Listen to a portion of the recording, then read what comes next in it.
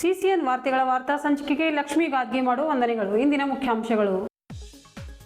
ಭಾಲ್ಕಿ ಪುರಸಭೆ ಭಾರೀ ಅವ್ಯವಹಾರ ತನಿಖೆ ನಡೆಸಿ ಮುಖ್ಯಾಧಿಕಾರಿ ವಿರುದ್ಧ ಕ್ರಮಕ್ಕೆ ಒತ್ತಾಯ. ಕನಸೆ ಅಕ್ರಮವಾಗಿ ಸಂಗ್ರಹಿಸಿ ಇಟ್ಟಿದ್ದ 83 ಕೆಜಿ ಗಾಂಜಾ ವಶ, ಓರ್ವನ ಬಂಧನ. ಪ್ರದೀಪ್ ಗುಂಟೆ.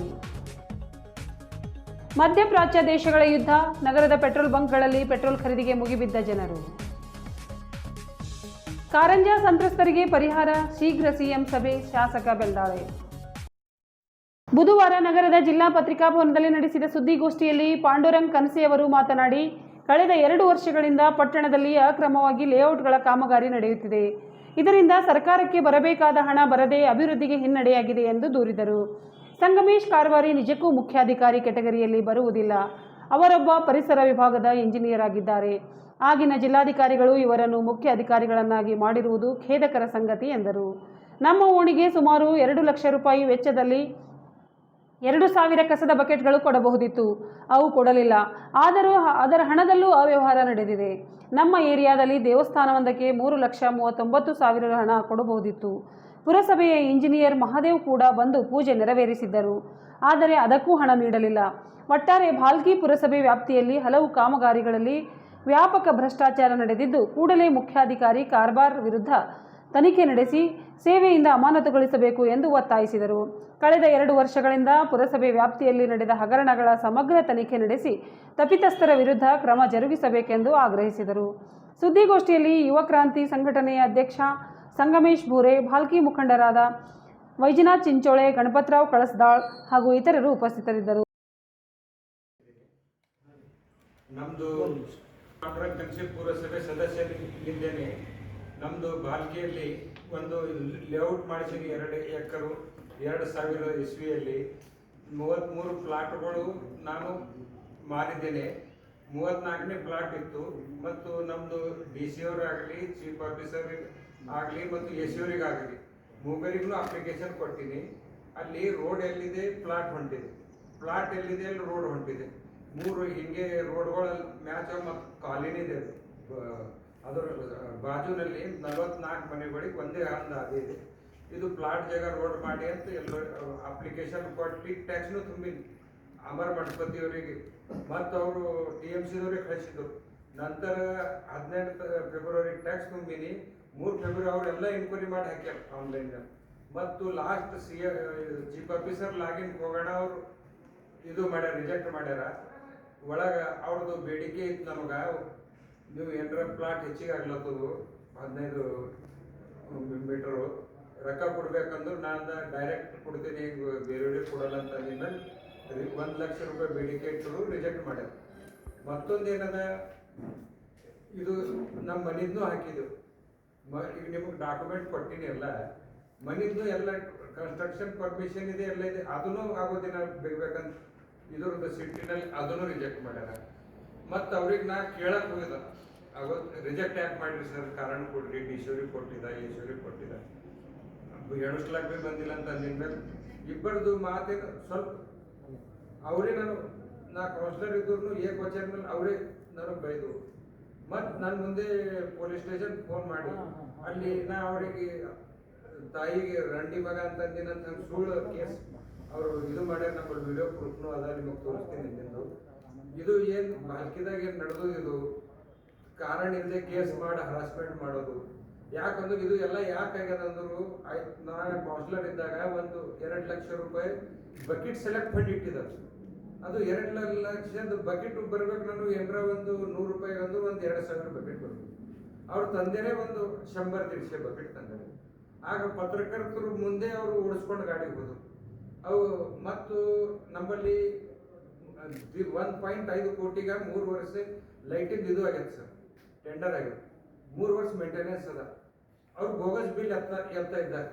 ಇನ್ನು ಅದು ಪಿರಿಯಡ್ ಅದಾವ ಇನ್ನೂ. ಅದು ಇವ್ರು ಬೋಗಸ್ ಬಿಲ್ ನಾವು ಅಬ್ಜೆಕ್ಷನ್ ಮಾಡಕ್ಕೆ ಹೋಗಿ ಇಲ್ಲಿ DC ಅವ್ರಿಗೆ ಕಂಪ್ಲೇಂಟ್ ಕೊಟ್ಟು ಲೋಕಾಯುಕ್ತ ಕೇಸ್ ಹಾಕಿದವು.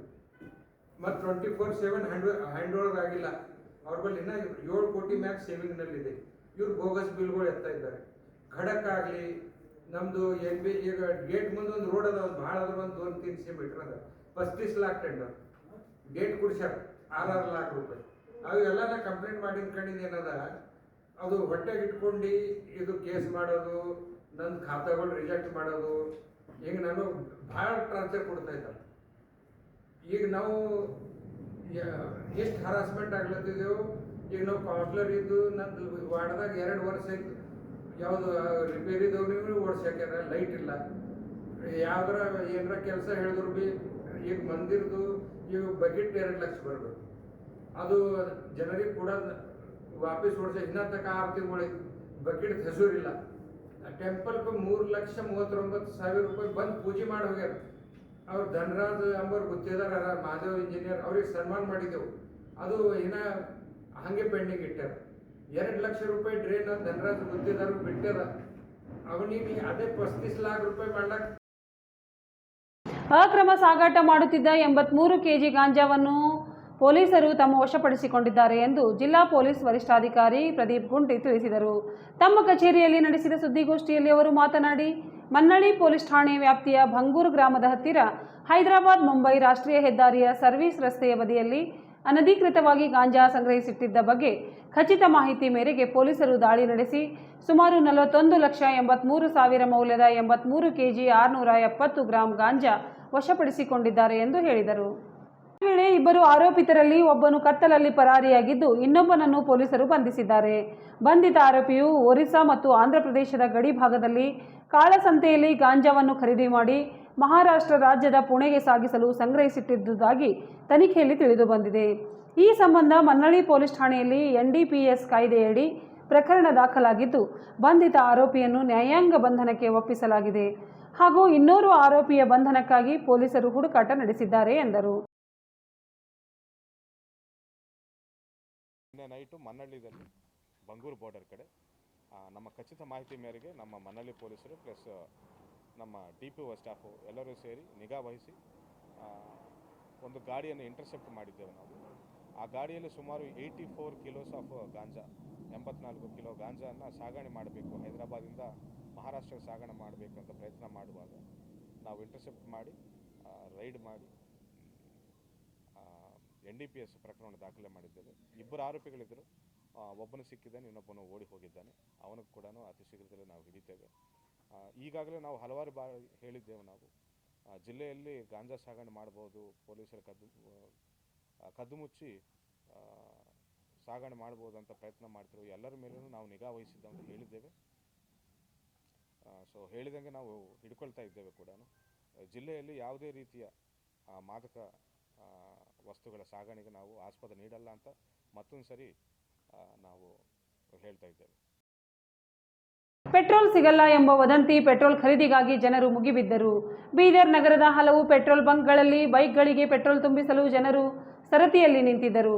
ಮಧ್ಯಪ್ರಾಚ್ಯ ರಾಷ್ಟ್ರಗಳ ಯುದ್ಧದ ಹಿನ್ನೆಲೆಯಲ್ಲಿ ಪೆಟ್ರೋಲ್ ಕೊರತೆ, ಭಾರೀ ವದಂತಿ ಹಿನ್ನೆಲೆಯಲ್ಲಿ ಬೈಕ್ ಸವಾರರು ಸಹ ಸಾವಿರ ರೂಪಾಯಿ ಪೆಟ್ರೋಲ್ ಹಾಕಿಸಿಕೊಂಡು ದಾಸ್ತಾನು ಮಾಡಿಕೊಳ್ಳುತ್ತಿದ್ದಾರೆ. ಬೀದರ್ ಕಮಠಾಣ ರಸ್ತೆ ಮಾರ್ಗದಲ್ಲಿ ಪೆಟ್ರೋಲ್ ಬಂಕ್ನಲ್ಲಿ ಪೆಟ್ರೋಲ್ಗೆ ಹೋದ ಬೈಕ್ ಸವಾರರಿಗೆ ಪೆಟ್ರೋಲ್ ಸಿಗದೆ ಸಮಸ್ಯೆಗೆ ಸಿಲುಕಿದರು. ಸಿಂಧೂಲ್ ಅವರ ಒಡೆತನಕ್ಕೆ ಸೇರಿದ ಈ ಪೆಟ್ರೋಲ್ ಬಂಕ್ನಲ್ಲಿ ಬೆಳಗ್ಗೆಯಿಂದಲೇ ಪೆಟ್ರೋಲ್ ಇಲ್ಲ ಎಂದು ಹೇಳುತ್ತಿದ್ದಾರೆ. ಸುಡು ಬಿಸಿಲು ಲೆಕ್ಕಿಸದೆ ಸಾಲು ನಿಂತು ಪೆಟ್ರೋಲ್ ತುಂಬಿಸಲು ಹರಸಾಹಸ ಪಟ್ಟರು. ಪೆಟ್ರೋಲ್ ಕೊರತೆ ವದಂತಿಯಿಂದ ಜನರಲ್ಲಿ ಗೊಂದಲ, ಬಂಕ್ನಲ್ಲಿ ಫುಲ್ ರಶ್. ಬೈಕ್ ಸವಾರರು, ಆಟೋ ಚಾಲಕರು ಸೇರಿದಂತೆ ನೂರಾರು ಜನ ಪೆಟ್ರೋಲ್ ಬಂಕ್ನತ್ತ ಧಾವಿಸಿದರು.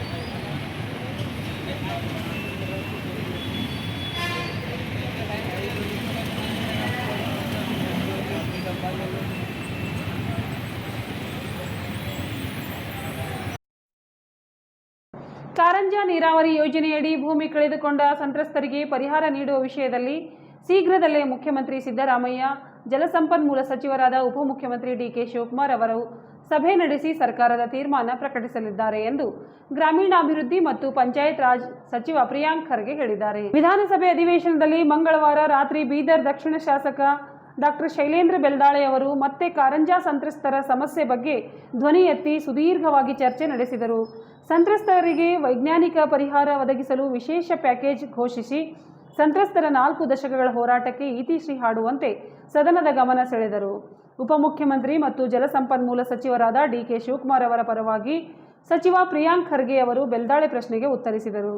ಕಾರಂಜಾ ಸಂತ್ರಸ್ತರ ಪರಿಹಾರ ಬೇಡಿಕೆ ಸಂಬಂಧ ಕಲಬುರಗಿ ಪ್ರಾದೇಶಿಕ ಆಯುಕ್ತರ ನೇತೃತ್ವದಲ್ಲಿ ರಚಿಸಿದ್ದ ಸಮಿತಿ 2025 ನವೆಂಬರ್ 13ರಂದು ಸರ್ಕಾರಕ್ಕೆ ವರದಿ ಸಲ್ಲಿಸಿದೆ.